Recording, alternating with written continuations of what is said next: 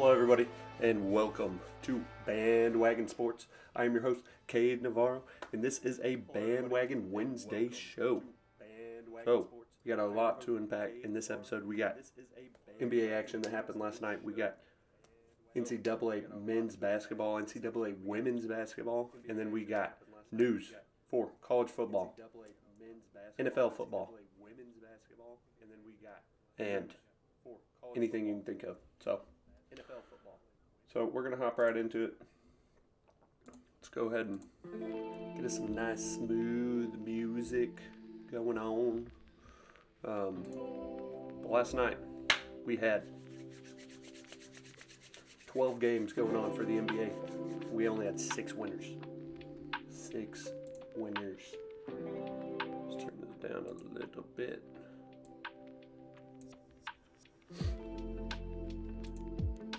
We had a lot going on. We had 76ers playing the Bulls. 76ers winning. Joel Embiid getting himself a triple-double. 31 points, 15 rebounds, 10 assists. Monster game from him. We saw Joel Embiid eating Jolly Ranchers during the game, trying to keep his energy up, get some quick carbs. What's up with all these athletes eating all this candy? We got DK Metcalf eating Skittles. We got Joel Embiid eating Jolly Ranchers. You got Marshawn Lynch eating candy on the sideline. Like, what is up with all these guys eating candy? But we had many more games to unpack. We got Shea Gilgeous-Alexander beating the Boston Celtics 127-123. Thunder looking pretty damn solid. They have Chet Holmgren, the number 1 or 2 rookie this year, and they have Shea Gilgeous. Shea Gilgeous, incredible player. I think last year, Thunder had like one of the youngest teams in the NBA. So this young team, they are killing it. 23-9. They look like a problem. They might not be. They might be a team you don't want to see in the West, but taking down the hot Boston Celtics. 127, 123. Shea Gilgeous with 36 points, 6 rebounds, 7 assists. He has just been going off. Then you got Steph Curry and the Warriors taking on the Orlando Magic. Steph Curry with a 36 bomb, 6 assists, 4 3-pointers made. We saw all Steph Curry getting fouled at the end of the game, literally with 7 seconds left, and him being like, come on. Like, review that immediately. Franz Wagner just absolutely just fucking takes him out. So, you saw Steph getting upset at the last 7 seconds. You got people over here calling him a crybaby. Got Kobe calling him soft over here. So, end of the game. The Warriors advance. We had Terry Rozier and the Charlotte Hornets taking on the Sacramento Kings and beating them on the road. Terry Rozier with 34 points, 3 rebounds, 6 assists. Him going off. Wow. I didn't even realize this, but Charlotte Hornets are sponsored by Feastables. That's pretty fucking sick. Terry Rozier taking him down. We also had Ja Morant taking on the old rookie Wembanyama.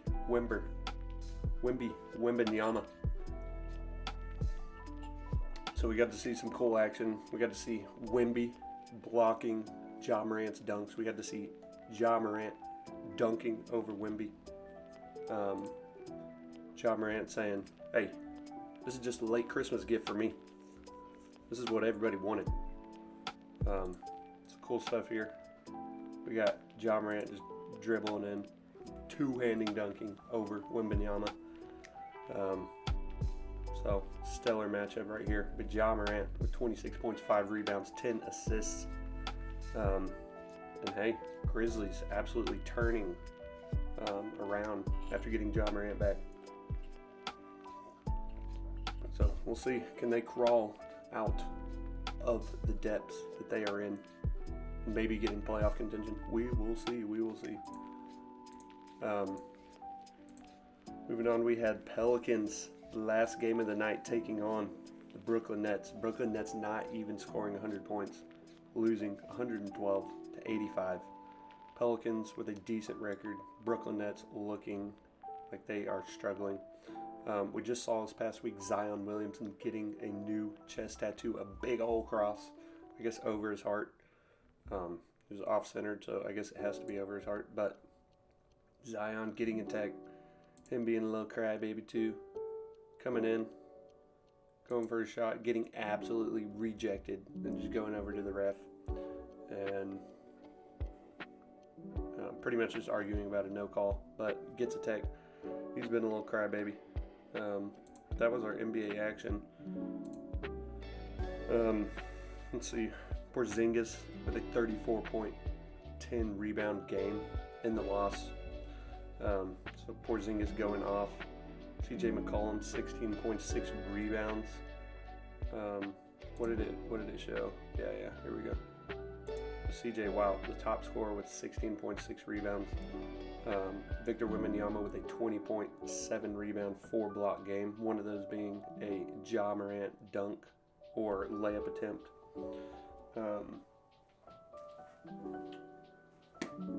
Let's see. We had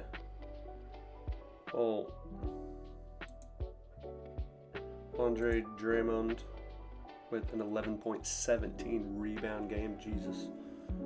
Getting all the rebounds. And then we got, let's see, Paulo Banchero with a 27.12 rebound, 6 assist game. So, wow, Paulo, I think last year was his rookie season, so him having a monster of a game. And then De'Aaron Fox with a 30.6 assist game. So many guys getting those 30 bombs in these contests. So cool stuff there. That was our NBA action. And then we also had NCAA men's basketball going on. We had number 1 Purdue taking on Maryland, beating them 67 to 53. I think all the top seeds that played last night won pretty handedly. We got UConn beating DePaul 85-56. Tennessee beating Norfolk State, number 5 Tennessee, 87 to 50. Number 8 North Carolina taking down Pittsburgh 70 to 57. We had Northwestern dropping the game to number 9 Illinois 96 to 66. And we had number 13 Colorado State beating New Mexico 76 to 68. And we had Duke taking on Syracuse. 2 blue bloods taking each other on. But Duke getting the better of them, winning 86 to 66. Getting one, or I guess advancing to 1-1 in the ACC. Florida Atlantic, number 17, taking on East Carolina, winning 79 to 64. And we got number 18 Baylor, advancing to 11-2, winning 98 to 79 over Cornell. Then we had number 21 Wisconsin beating Iowa 83 to 72. And then we had number 25 Auburn taking on Pennsylvania, beating them 88 to 68. So if you bet the favorites in all these games, you won all of them. So that's pretty cool. That usually never happens. But speaking of Iowa, we had women's college basketball last night, and we had Caitlin Clark and the Iowa Hawkeyes taking on the Michigan State Spartans. Let's do that again. So we had Caitlin Clark and the Iowa Hawkeyes taking on the Michigan State Spartans. Caitlin Clark with a 40 bomb, scoring 40 points, going 14 for 34, and hitting the game winner. So we got to see her hit a buzzer beater from the logo. Look at this right here. She is from the logo.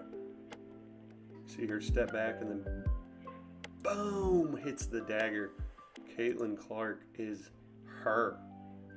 So we got another angle of it right here. Wow.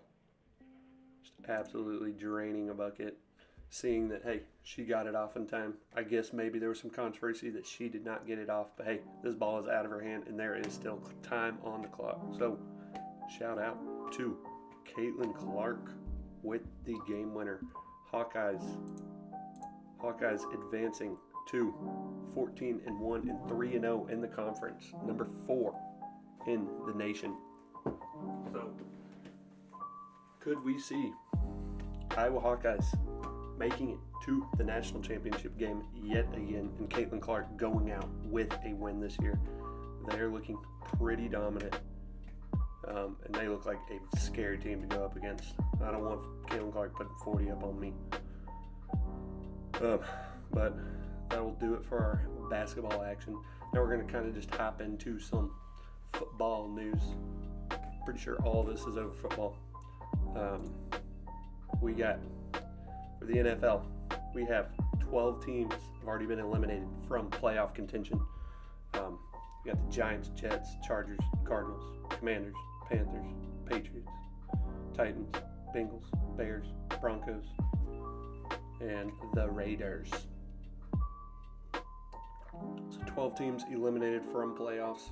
I think there's only, 14 spots in playoffs, so you get one bye. And then, there are 6 teams that play. So, only 14 teams can make it into playoffs, and we have 12 of them eliminated.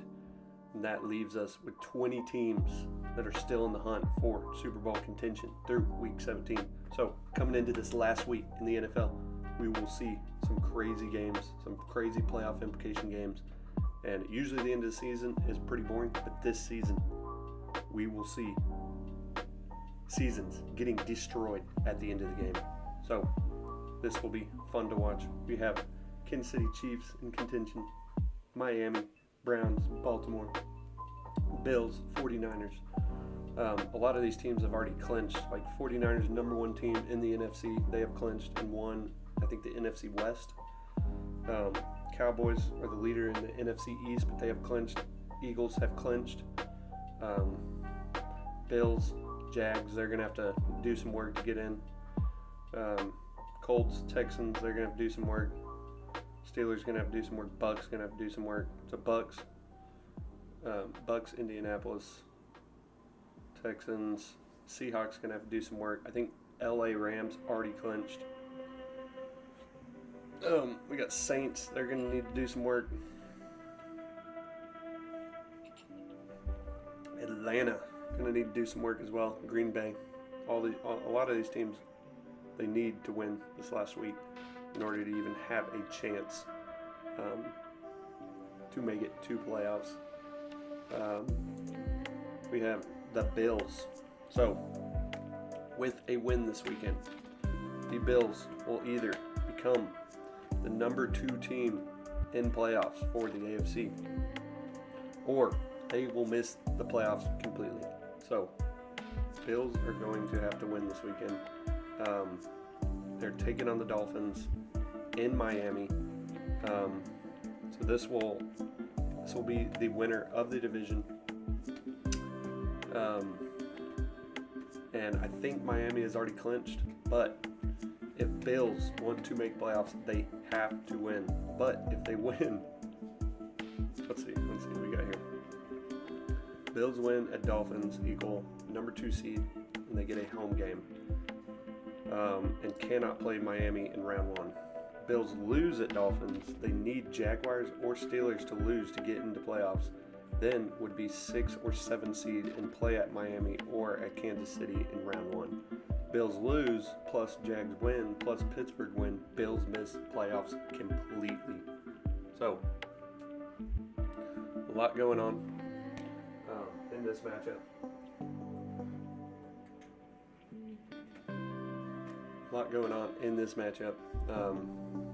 We will see some crazy games this weekend. Like this one will be a monster of a game. We'll see if Josh Allen can turn it up in his last game, or if Dolphins eliminate them from playoffs. So let's kind of look at this real quick. So Steelers. So if Bills lose at Dolphins, they need Jaguars or Steelers to lose to get into playoffs.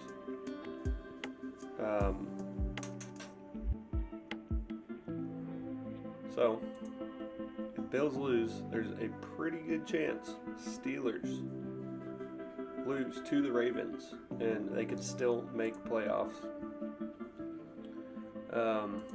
What about the Jags? Jags will be playing. Did I just skip them? Jags will be playing the Tennessee Titans, so they will probably win that one. So, even with their backup, Titans not looking good at all. No chemistry at all on that team. But Bills need, if Bills lose to the Dolphins, they need Jaguars to lose to either Tennessee or Steelers to lose to the Ravens. If Jacksonville beats Tennessee and Pittsburgh wins and Bills lose to the Ravens or to the Miami Dolphins, then Bills will miss playoffs. So, crazy stuff here. We have Dak Prescott currently leading the league, currently leading the NFL in passing touchdowns with 32 passing touchdowns over Brock Purdy at 31 and Jordan Love at 30 touchdowns. Cowboys have never had a QB lead the NFL outright in passing touchdowns. So not even with Tony Romo, not even with Troy Aikman. We've never had a quarterback lead the NFL in passing touchdowns. So good stuff from Dak. I think he's got little odds to win MVP, but he is having an incredible season, throwing less than 10 interceptions this year. He is just slinging it. So with the amount of touchdowns that he has, he's not throwing many interceptions. So Dak Prescott having himself a year. We also have another guy on here, old Jordan Love. We have him with 3,843 passing yards with a game still to go. So he has that many passing yards this season, and that already has more passing yards than Chicago Bears all-time record. So Chicago Bears all-time record, 3,838 passing yards, and Jordan Love still has a game to go. So probably not the Packers all-time record because of them having Aaron Rodgers, Brett Favre, some gunslingers. But Jordan Love showing the Chicago Bears that, hey, y'all need to step it up at that quarterback position. Justin Fields do it? Probably not because he's a runner. But who knows? Maybe Caleb Williams could have done it. Maybe he still will. We'll see. We kind of touched on that yesterday. Will the Bears move on from old Justin Fields, or will they stay with him because hey, the fans were like, we want Justin Fields, so will they stay with him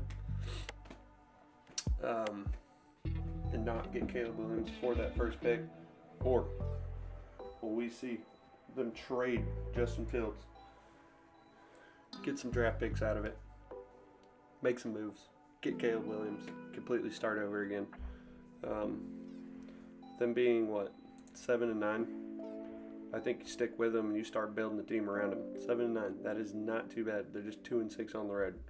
So you flip that around and make that 6-2 on the road. Hey, they are a playoff contingent team.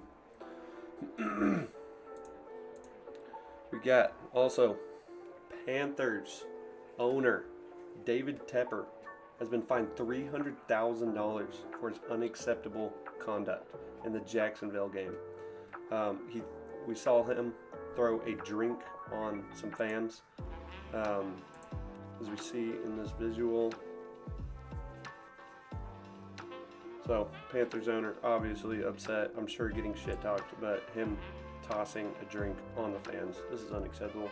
This is almost like Brittany Mahomes.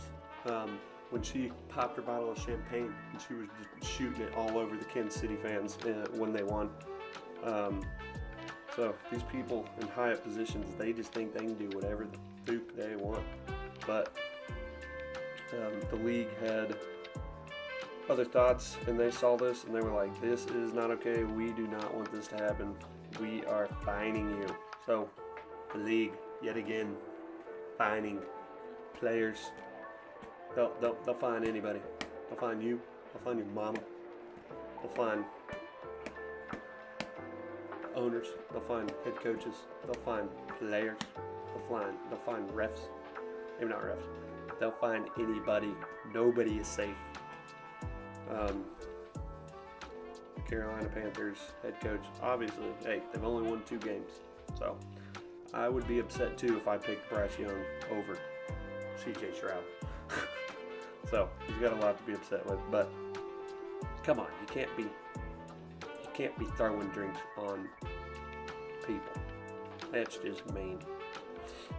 Other news, we got Jets backup running back, Dalvin Cook, with old Breece Hall obviously being in that starting role. Dalvin Cook wasn't getting many reps all season. I think he went from being a starter at, Minnesota to now being the backup, only getting maybe 5 carries a game, if that. So Dalvin Cook not being utilized, him wanting to, get more done. So him looking to go to another team. We'll see if he even plays again. He was an absolute beast in his prime, but could this be the end of his prime? We have his brother who plays for the Buffalo Bills, James Cook. So we'll see if he could get it done anywhere else. Imagine he goes to the Buffalo Bills and is the Bills' backup running back. You got James Cook and Dalvin Cook. You're just like seeing double. Like, who's in right now? Who's in? Is that Dalvin or is that James? So, cool stuff here.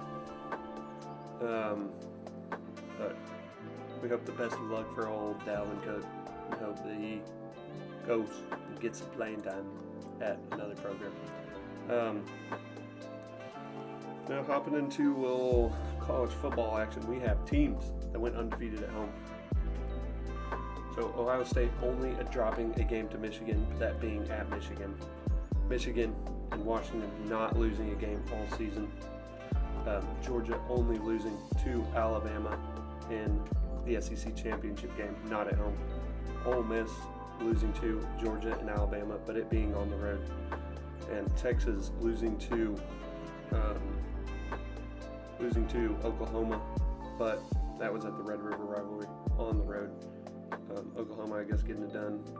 Florida State, we only see in them lose in the bowl game. Same for Liberty.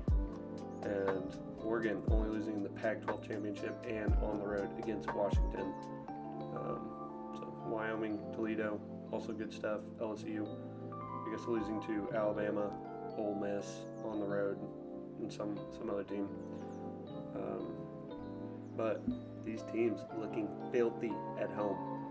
These are some big programs. The Big House, Texas Darrell Royal Stadium. Some sick schools right here. So you don't want to, if you see these teams on your schedule and you're playing them at home, you don't want to. I think Texas takes on Michigan on the road. So we'll see if next year Texas can take on Michigan and beat them at home. Also, we have Texas playing Georgia. Texas at home.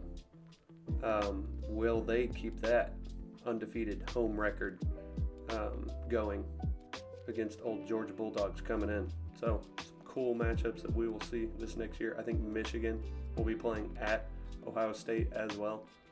And then Oregon and Michigan will be playing as well. So crazy stuff. And Michigan and Washington. So somebody's undefeated at-home record has to snap. Looks like there will be some chaos. But that will be for the 2024-2025 season. Funny stuff. After Alabama was eliminated by the Michigan Wolverines, we had FSU players who went off on Alabama. They're saying they ain't deserve that shit. pretty poetic if you ask me. Hashtag go Knowles. Difference between earned and given. This is why Bama shouldn't have been in it. Jordan Travis with the little slouched emoji face, little melting emoji. So, come on, guys. You got a bunch of players over here absolutely just being salty. Them losing by 60 points to Georgia, and them coming out here and saying that they still should have been in it. Like, come on, this is ridiculous. If you thought that, you should have showed up to the FSU Georgia game, and you should have put up a little more than that, a little more of a fight. That is just ridiculous. So, shut your ass up and go play your game and deserve your spot. Yeah, was it fucked that you got hoed out of it? Yes it was. But come on, you put up a piss poor performance and you got 63 put up on you, so can't really be talking shit. But hey, I'd be pissed too. But FSU players speaking up. What are y'all's thoughts on old FSU and them saying that, hey, Alabama was handed that?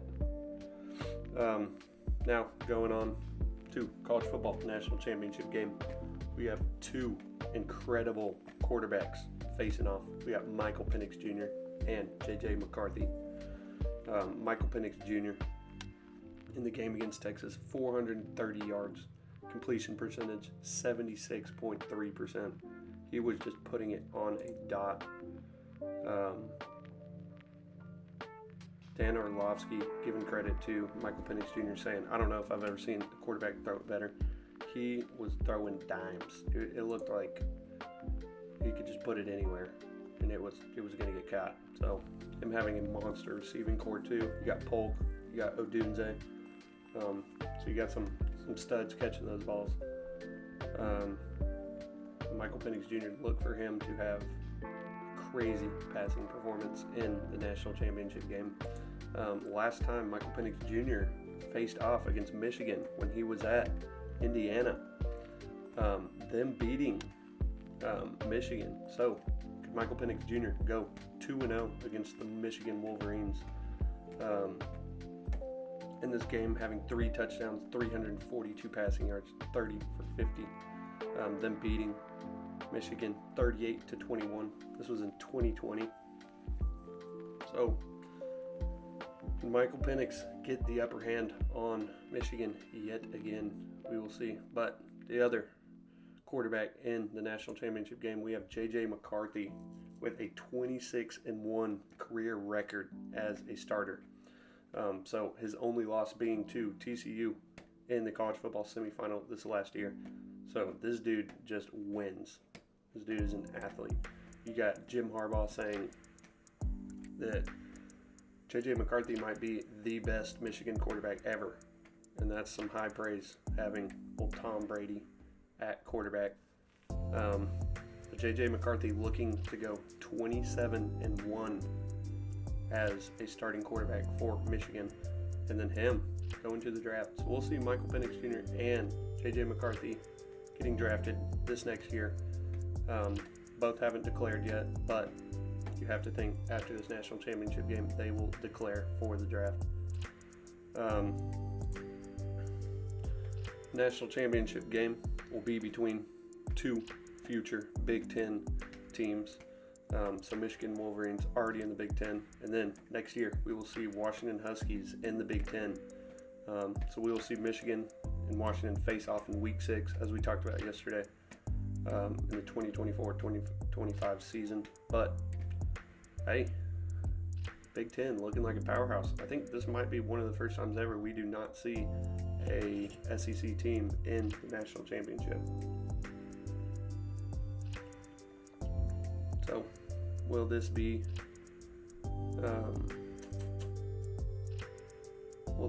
a new thing happening? Is the Big Ten taking over college football? Kalen DeBoer is 5-0 outright as a betting underdog since becoming Washington head coach last season. So them having wins over Oregon twice, Oregon State, Texas, and I guess Texas last year, and Texas in this college football playoff. So every time he's an underdog, they have won their game. So I think with Michigan Wolverines being the favorites in the national championship game, will the Washington Huskies go 6-0, or will Kalen DeBoer go 6-0 as a underdog, as a head coach? So cool stuff there. We have Jim Harbaugh and John Harbaugh as the head coaches for the Baltimore Ravens and Michigan Wolverines. You got Jack Harbaugh, their father, watching his two sons. Like, this would be insane, having both your sons absolutely killing it in the NFL and college football at the top. So let's see, we got Baltimore Ravens already clinched, and they're the number one team in the AFC. Just dominating teams, beating the 49ers, number one team in the NFC, and then destroying Miami Dolphins. And then you got Michigan Wolverines in the national championship game, haven't lost a game all year. So the Harbaughs just looking incredible. But Jim Harbaugh, with all this going on, with him being suspended 6 games and him being at the top of the college football atmosphere, apparently people are thinking that, hey, he might be taking this Miami job. He might be moving to the NFL. Not Miami, the Chargers job. So will we see Jim Harbaugh in the NFL this next year? Y'all let me know. But Jim Harbaugh, I think he just picked up an agent. He just got off his suspensions, and Chargers need a head coach. So will we see Jim Harbaugh stay with the Michigan Wolverines, keep taking them to national championship games, 2 college football games, college football playoff games, or will he be moving on to the NFL? Give me your thoughts. I think with all the allegations and them seeing the coach take over, I think he was the offensive coordinator or defensive coordinator, I'm not sure, with him taking over and him doing well, I think Jim Harbaugh moves on to the NFL, and we see both Harbaugh brothers in the NFL. They'll let me know. But Nick Saban, they have not won a national championship in the last 3 years. So if they do not win a national championship this upcoming year, players that have been playing for him for 4 years will have not won a single national championship. So in his entire career as a head coach, he has not. He has won a national championship at least every 3 years. So we see in 2009, you got Alabama winning, losing in 2010, and then you have Alabama winning back-to-back years, 2011, 2012, Florida State winning, Ohio State winning, 2013, 2014, 2015, having Alabama win again, Clemson in 2016, Alabama in 2017. Then we see Clemson, LSU, we see Alabama, and then back-to-back Georgia national champions, and then them knocked out of the college football semifinal this year. So we will see the first time ever in Nick Saban's career that he will not be in the college football national championship game and have a chance to win. So all these players like Jalen Miller, I've never seen a national championship. Pretty crazy stuff. That is a insane stat as a head coach, and that is who you want coaching your program. But Big 12 teams, the last few times they've reached the college football playoff, we have Oklahoma going almost 4 years in a row, but 2015 to 2019, losing in the semifinal games. And then TCU losing in the national championship game, and then Texas this year losing in the semifinal game. So Big 12 has not been able to get it done since the college football playoff has been a thing.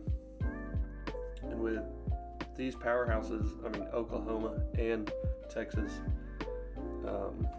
getting knocked out of the Big 12 and moving to the SEC, I mean, it's going to be rare to see any Big 12 teams having a chance at college football playoff. But Big 12, the winner of the Big 12 will get a bye first round, will be one of those top 4 programs. So they will have a chance, but they're going to have to win, 3 games to win a national championship. So Big 12, not looking too good in the national championship. Probably the same thing with Pac-12, I would imagine. I don't know if the Pac-12 team is one. But we also have the NIL transfer window. Have completely wrecked 99% of college football, really is. So we have with the NIL, with people having to enroll into the spring, with these games going past New Year's and coming into the new year, these people have to enter the transfer portal and commit to a place before their team has even played their bowl game most of the time. So like we saw for Texas, Malik Murphy opting out, going to the transfer portal so that he can enroll in Duke and play this next year. We have a bunch of FSU players opting out, some of them going to the draft, some of them entering the transfer portal, and them having 21 players out. You had old Tate Rodemaker for FSU, second string quarterback. Him entering the transfer portal, not playing in this game against Georgia. And we've seen it just all over college football. You got Oklahoma's quarterback Dylan Gabriel entering the transfer portal, UCLA's quarterback entering the transfer portal, DJ Youngavalo. You got Oregon State quarterback entering the transfer portal, Duke's Riley Leonard. So you have so many quarterbacks entering the transfer portal or opting to the draft. I mean, this is not what we want to see. We want to see the bowl games. We want to see the best teams facing off. We want to see their full roster facing off. But with this new NIL transfer window thing, it has made it almost impossible.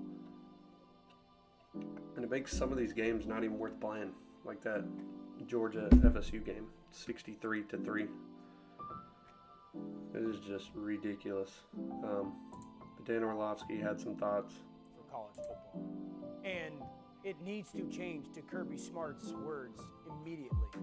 Here's the problem with college football. First of all, there's no leadership. There's no governing leadership over it all.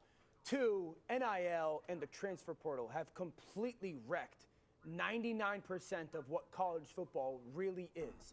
And there's no governing leadership over that right now. So college football needs to get something or someone that is spearheading and leading it through what it's going to be its next phase, because it has to evolve. It can no longer operate the way it has for many years, both as the structure of its schedule, when it comes to the transfer portal, and what NIL, the name, image, and likeness is. There needs to be something controlling and governing it, not getting rid of it. I think first of all, the college football schedule should get changed and moved up. Okay, the fact that we're going to a longer season next year is even bigger of a problem because this season is so long. They should move the season up like 2 weeks. They should probably start sometime in August. They should get the college football playoff done by the new year. They should not be getting into the middle and third week of January. They should be not be competing with the NFL. The 2 biggest parts that schedule-wise need to change. 1, get rid of the early signing period. It completely changes rosters when it comes to college football. Completely get rid of it. And then number 2, and this is probably the most important one, you cannot open the transfer portal during the season. The regular or bowl season. First of all, So Dan Orlovsky making some good points here. I mean, we've seen with the transfer portal, there's not a structure to it, even with these NIL deals. I mean, these kids getting offered millions of dollars and then them going and not seeing a penny of it. So there needs to be some type of structure. And then the transfer window. I think that's a good point. I mean, these players should not be able to transfer or enter the transfer portal while they are still in season, while they still have games. And with that 12-team playoff, you're going to see there be a whole lot more games at the end of the season. It's going to go into January, almost probably February. So they definitely need to move that up so that all players are playing and so that they don't feel pressured if they need to go to another university to enter that transfer portal. So good points from old Dan Orlovsky. But, I mean, we don't want to see games like Florida State, Alabama, or Georgia. That was just an absolute disgrace. But things need to change. Comment in the chat what you think, if there's like any other ideas that you can think of how they can change this NIL and transfer window, because it is just wrecking college football. And seeing all these people transfer too, it is good. You want to see these people get their money, but it's also just not the same. There's no loyalty in it anymore. You see people transferring out all over the place. Like you got DJ Youngvaloe going from Clemson to Oregon State to FSU. You got Dylan Gabriel going from UCF to Oklahoma to Oregon. So you got people just bouncing around everywhere, just going where the money is. They're going to be that starting quarterback. They're going to get them millions. And if there's a school offering more, then, hey, they're going to go. It's kind of like the NFL at this point.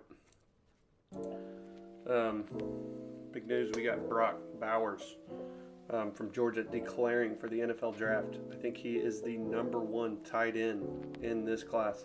So we could see him go early, first round. And, hey, he could be the next George Kittle, Travis Kelce, TJ Hawkinson, Laporta. So good stuff from him. Leaving Old Dog Nation. We have Xavier Worthy after his college football semifinal game. He is now declaring for the NFL draft. He is projected to be a first-round pick. So, old UT, we loved what you did. You stayed around for many years, played some incredible ball, but good luck in the NFL. Power rankings for the NFL. We got Ravens #1 now, staying at that #1 spot. 49ers moving up to the #2 spot. Bills in that 3 spot. Cowboys moving up 3 spots after winning and the Eagles losing. So now they're the #4 team in the power rankings. Lions right behind them with the Cowboys win over the Lions. Browns in that #6 spot. Browns look filthy. They could almost be in that #2 spot. Eagles looking rough, dropping 2 spots. Dolphins dropping 6 spots. Wow. The Eagles, they need to do something or else they are done for this season. Cool stuff here. And then, sending us off, we are going to have the old Pacheco meme. It was so funny. When he took off, he had one long passing play, and when he took off, it looked like he had the shortest legs, and he was just like, he looked like a little Speedy Gonzalez. Watch this. Got Pacheco taking a Pacheco runs like a little kid testing out his new shoes in the store. So, when you were a little kid, you strapped on those shoes, you were like, these shoes, they make me faster. They're brand new. So you got to give it a little test, and you just start taking off. Seeing if, hey, are these shoes actually making you faster? And it always felt like they did.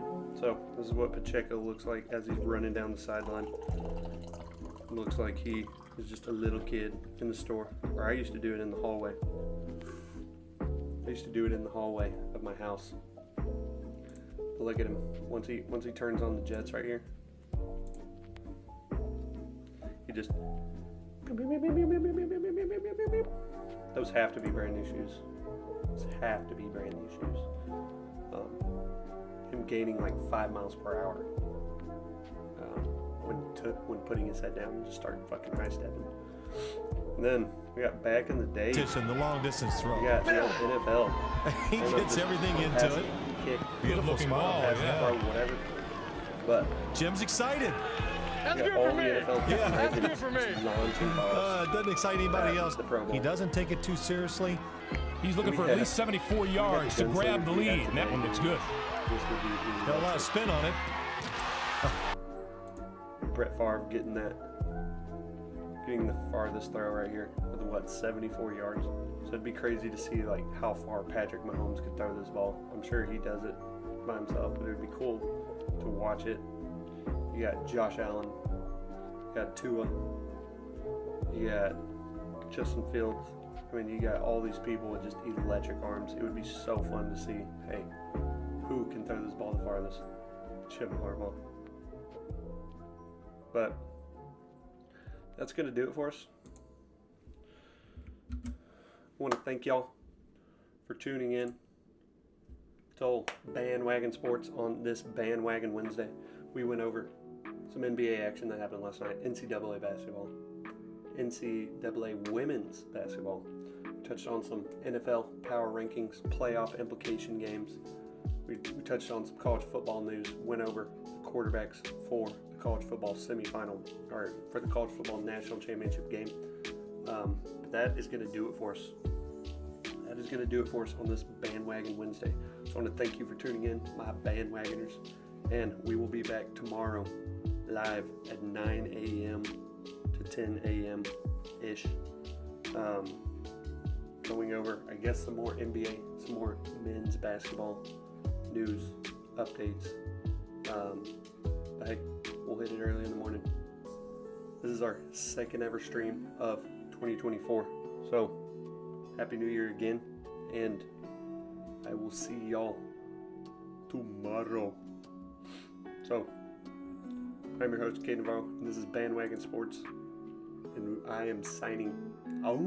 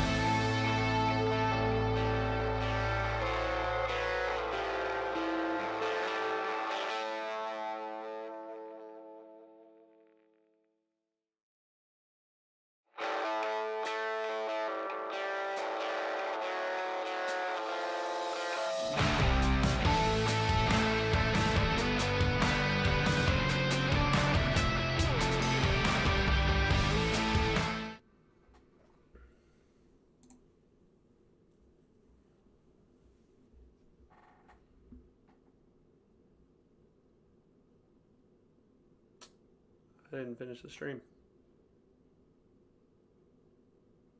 Alright, well, I'm your host, Kate Navarro, and this is Bandwagon Sports, and we are